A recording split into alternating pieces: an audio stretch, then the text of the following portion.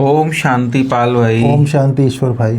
पाल भाई, आज 25 मार्च है और आज बहुत खुशी का दिन है क्योंकि हमारी आज ब्रह्मा कुमारी की चीफ आदरणीय दादी रतन मोहिनी जी का 101वां जन्मदिन मनाएंगे शाम को बहुत धूमधाम से। और ईस्टर्न जोन से भी बहुत सारे भाई बहनें आए हैं, तो सबके बीच में ये जन्मदिन मनाया जाएगा। तो बहुत अच्छी बात है, आज बाबा ने इतनी अच्छी बात कही। तुम बाप के बच्चे हो, तुम तो बाप के बच्चे कौन हो? मालिक हो। तुमने कोई बाप की पास शरण नहीं ली, बाबा बोलता है। तो बच्चा कभी बाप के पास शरण नहीं लेता है, तो मालिक कहे तो बाबा, मालिक कहे कि बाबा हमको रिगार्ड दे रहा है, रिस्पेक्ट दे रहा है। तो इतनी अच्छी बात बाबा ने की पाल भाई हेडलाइन में आज। ओम शांति ईश्वर भाई। ओम शांति।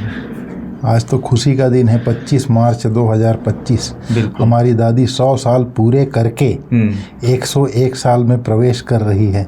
हमारे लिए तो बहुत बड़ी खुशी की बात है जी। हमारी दादी संगम युग तक हमारे साथ रहे। हम लोगों को तो यही शुभ भावना, शुभकामना है। घर में वरिष्ठ बैठे रहे, भले बैठे हैं लेकिन हमारे वाइब्रेशंस है ना आत्मा। नहीं लगता है घर में मुखिया बैठा है तो बिल्कुल। लौकिक में भी जिसका बाप जिंदा रहता है तो बच्चा निश्चिंत रहता है। जी जी। तो घर में बड़े बैठे हैं तो आदमी निश्चिंत रहता है। जी जी। तो हमारी दादी संगम युग तक हमारा साथ रहे। तो आज बाबा ने कहा है, मीठे बच्चे, तुम बाप के बच्चे मालिक हो। तुमने कोई बाप के पास शरण नहीं लिया है। बच्चा कभी भी बाप के शरण में नहीं जाता है। यहाँ पर शरण वाली बात है। जैसे कभी कभी कोई राजा होता है तो लड़ाई करते करते हार जाता है, तो भाग करके दूसरे राजा के पास शरण लेता है कि मेरे को बचाओ। जी। जैसे अभी लेटेस्ट है, अफगानिस्तान में तालिबानियों ने कब्जा कर लिया, तो वहाँ का जो प्रधानमंत्री था, प्रधानमंत्री या राष्ट्रपति जो भी था, जहाज में उड़ करके दूसरे देश में चला गया, जा करके शरण ले लिया। जी। तो इस तरह से उसको कहा जाता है शरण लेना। लेकिन हम लोग बाप के बच्चे हैं। जी। बाप के बच्चे हैं तो बाप की प्रॉपर्टी का मालिक होता है बच्चा, वारिस होता है। जी। हमने जैसे हम लोग समर्पित हुए हैं अपना लौकिक घर बार छोड़ करके, आप हैं, हम हैं, या हजारों की तादाद में हमारे बहनें भाई जो समर्पित हैं, ये कोई शरण नहीं लिए हैं बाप के पास। ये सब बाप के बच्चे हैं, अर्थात मालिक हैं। ये मालिक, बिल्कुल वारिस बच्चे। जैसे हमने मेरा बाबा कहा है, मेरा अर्थात अधिकार प्राप्त हो जाना। जी। जैसे ये घड़ी है मेरी, ये मेरा है, तो इसके ऊपर मेरा अधिकार है। जी। इसको आप नहीं कह सकते मेरा है। उसी प्रकार बाबा मेरा है तो मेरा बाबा है, तो मेरा उसके ऊपर अधिकार हो जाता है। बिल्कुल है, मेरा के ऊपर अधिकार होता है। जी। अधिकार प्राप्त हो गया उसके ऊपर, वो मेरा है, मतलब मैं उसका अधिकारी हूँ। जैसे ये चीज मेरी है वैसे वो बाबा मेरा है, माना उसके ऊपर मेरा अधिकार है। तो बाप के प्रॉपर्टी के ऊपर मेरा अधिकार है। जी। मैं तो उस बाप के बच्चे का, उस बाप का बच्चा, मैं उसकी प्रॉपर्टी का मालिक हूँ। नहीं समझ में आया? बहुत अच्छी बात। तो ये हमने कोई शरण नहीं लिया है बाबा के पास, आश्रय नहीं लिया है। जी। हम बाप के बच्चे हैं, हम मालिक हैं। जी। तो इसी से कनेक्शन है आज क्वेश्चन आंसर का, जो मेरा कहा ना आपने, मेरा बाबा। तो बाबा बोलता है, किन बात का सदा सिमरन होता रहे तो माया तंग नहीं करेगी। माना कौन सी ऐसी बातें जिसका सिमरन अंदर चलता रहे तो माया तंग नहीं करेगी, बाबा बोलता है। तो बहुत अच्छी बात बाबा ने कही है कि हम बाप के पास आए हैं, वो हमारा बाप है। सिर्फ बाप ही नहीं, वो बाप भी है, टीचर भी है, सदगुरु भी है। और हम आत्माएं निराकार हैं और परमात्मा पिता भी निराकार है, और निराकार बाप हम आत्माओं को पढ़ाता है आकर। तो ये अगर आपका सिमरन चलता रहे अंदर अंदर, तो बाबा बोलता है कि खुशी का पारा भी चढ़ा रहेगा और फिर माया तंग नहीं करेगी। तो बहुत अच्छी बात बाबा ने कही है। जो मेरा आपने कहा ना अधिकार, तो मेरे बाप पे जब अधिकार हो जाता है तो फिर अंदर अंदर खुशी रहती है कि हमारा इतना ऑलमाइटी अथॉरिटी, सर्वशक्तिवान बाप हमारे साथ है। तो यहाँ पर जैसे हमारा बाबा हमारा बाप भी है। जी। शिक्षक भी है, सदगुरु भी है, सर्व संबंधी है हमारा। जी जी। परंतु है निराकार। जी। तो जब स्मृति में ये रहे मैं निराकार आत्मा हूँ और मुझ निराकार आत्मा को पढ़ाने वाला निराकार शिव बाबा है, यह बुद्धि में स्मृति रहे, यह बुद्धि में सिमरन चलता रहे, तब खुशी का पारा चढ़ा रहेगा। मैं निराकार आत्मा हूँ, निराकार मेरा बाबा है, तो देह भान नहीं खत्म हो जाएगा और अंदर ही अंदर खुशी का पारा चढ़ा रहेगा, माया तो तंग करने का सवाल ही नहीं पैदा होता जी। यहाँ पर निराकार आत्मा हो, निराकार बाप की संतान हुई है, स्मृति में रखना है, बाबा कहता है। फिर आज बाबा ने बहुत अच्छी अच्छी बातें कही हैं। आज शिव बाबा को याद करना है, कोई कृष्ण को तो याद नहीं करना है, शिव बाबा को याद करने में ही मेहनत है जी। अपने को आत्मा समझ बाप को याद करना है।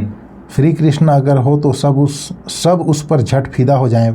खास माताएं बहुत चाहती हैं हमको कृष्ण जैसा बच्चा मिले, पति मिले। अब बाप कहते हैं मैं आया हूँ, तुमको श्री कृष्ण जैसा बच्चा अथवा पति भी मिलेगा, अर्थात इन जैसा गुणवान, सर्वगुण संपन्न, 16 कला संपूर्ण, सुख देने वाला तुमको भी मिलेगा।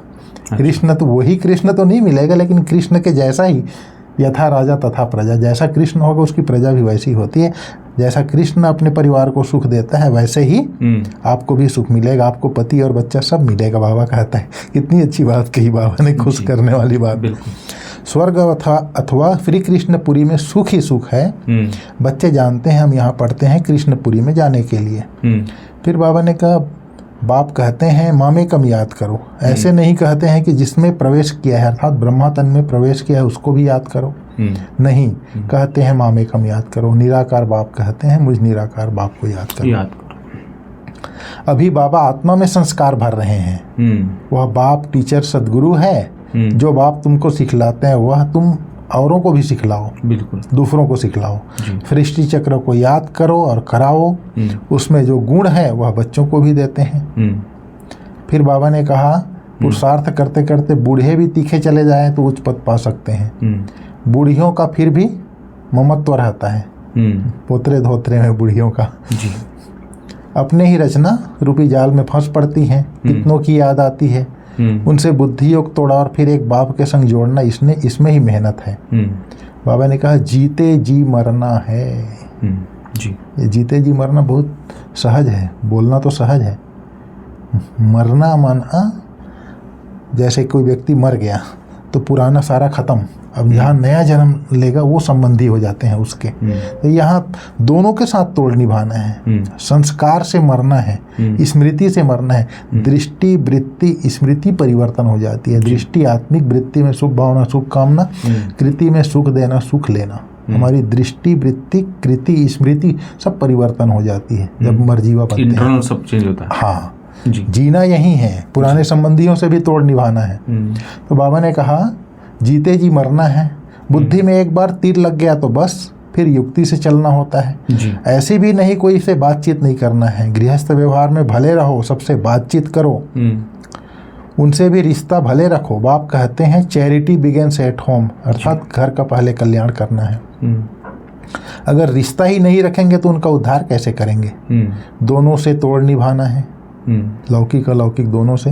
बाबा से पूछते हैं शादी में जाऊं, बाबा कहेंगे क्यों नहीं जाओ। बाप सिर्फ कहते हैं काम महाशत्रु है, उस पर जीत पानी है तो तुम जगत जीत बन जाएंगे। निर्विकारी होते हैं सतयुग में, वहाँ योग बल से पैदाइश होती है। बाप कहते हैं निर्विकारी बनो, बाकी शादी वगैरह में जा सकते हो। फिर बाबा ने कहा, तुम कितनी नई नई बातें सुनते हो तो अब पुरानी दुनिया से दिल नहीं लगानी है। बाप कहते हैं जितना पावन बनेगा तो उच्च पद मिलेगा। सारी याद के यात्रा की बाजी है, अर्थात खेल है। बाबा ने कहा, तुम बच्चों को बहुत खुशी होनी चाहिए। जानते हो बेहद के बाप के पास हम आकर के बेहद स्वर्ग का वर्षा लेते हैं तो उनकी श्रीमत पर चलना है। जी, बाप की याद से ही सतो प्रधान बनना है। 63 जन्मों की कट चढ़ी हुई है, यह इस जन्म में उतारनी है और कोई तकलीफ नहीं है। बाबा ने आज बहुत कड़क शब्द यूज किया है। विष पीने की जो भूख लगती है वह छोड़ देना है, अर्थात काम विकार का जो ख्याल आता है वह छोड़ देना है। उनका तो ख्याल भी ना करो। बाप कहते हैं इन विकारों से ही तुम जन्म जन्मांतर दुखी हुए हो। कुमारियों पर तो बहुत रस पड़ता है, 22 स्कोप में जाने से ही खराब हो पड़ते हैं। इससे ही हेल में चले जाते हैं, नरक में चले जाते हैं। ब्रह्मा बाबा भी अपना अनुभव सुनाता है ना इसमें। तुम समझते हो बाबा इनमें आते हैं, यह है हुसैन का घोड़ा, ब्रह्मा बाबा का रथ। तुम सबको हसीन बनाते हैं। जी, बाबा ने कहा बाप खुद हसीन है, परंतु रथ यह लिया है। ड्रामा में इनका पार्ट ही ऐसा है। अब आत्माएं जो काली बन गई है उनको गोल्डन एजेंट बनाना है।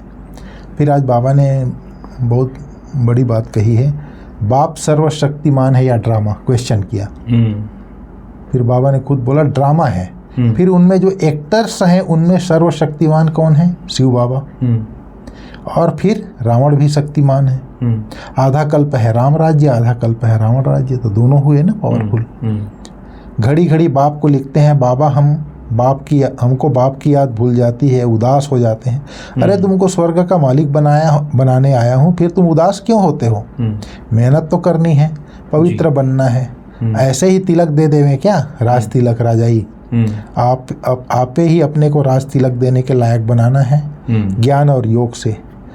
बाप को याद करते रहो तो तुम आपे ही तिलक देने के लायक बन जाएंगे। बुद्धि में है शिव बाबा हमारा स्वीट बाप, टीचर, सदगुरु है। हमको भी बहुत स्वीट बनाते हैं। तुम जानते हो हम श्री कृष्णपुरी में जरूर जाएंगे। हर 5000 वर्ष के बाद भारत स्वर्ग जरूर बनना है। मनुष्य समझते हैं जो धनवान है उनके लिए यहाँ ही स्वर्ग है, गरीब नर्क में है, परंतु ऐसा नहीं है। यह है ही नर्क, चाहे धनवान है चाहे गरीब है, सबके लिए। तो इस तरह से बाबा ने आज सारा कहा। बहुत अच्छा है पाल भाई, बाबा इतनी अच्छी अच्छी बातें बताता है। इतना ही नहीं कि हमको कृष्णपुरी में ले जा रहा है, राज तिलक देने के लायक बना रहा है।